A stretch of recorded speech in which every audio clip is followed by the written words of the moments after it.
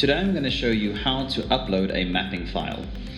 First of all, on the menu on the left, you're going to scroll to File Mapping and click on the File Mapping button. Once on the File Mapping page, you're going to click on Add File Mapping at the top menu. You will then be taken through the File Mapping Creation Wizard, which comprises of 6 steps. Step 1 of 6 is to select a utility.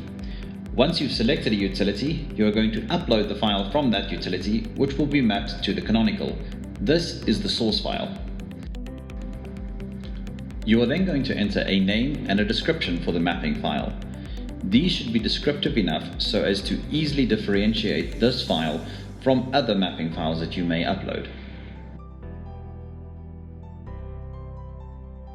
The next step is to add additional information for this file.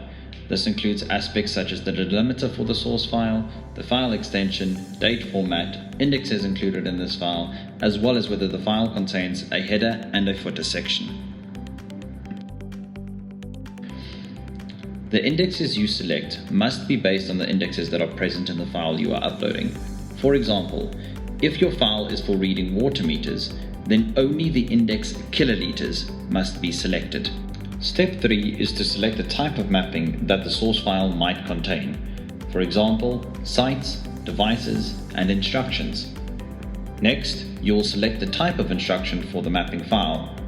In this version of the application, only one type can be selected, which is read. You will then select the default location for the file as well as the type of utility. For example, electricity, water, and so on. In the 4th step, you will be mapping the source columns in the body of the source file to the relevant indexes within the canonical schema.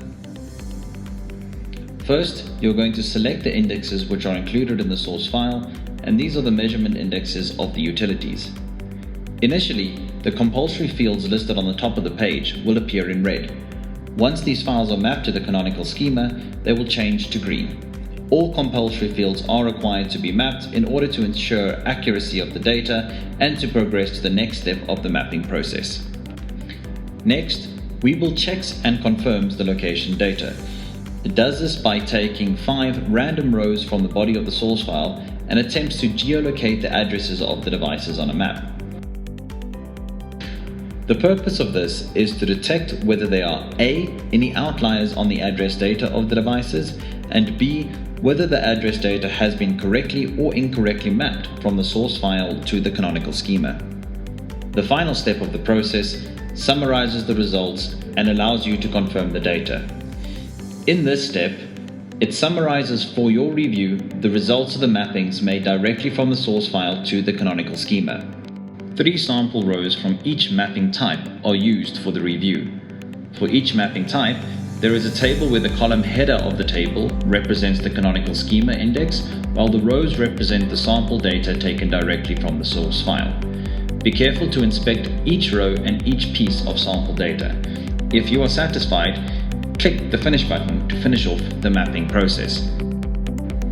If you are not satisfied that the data will be mapped correctly, you can go back to step 4 of the mapping process in order to adjust your mappings until they are correct.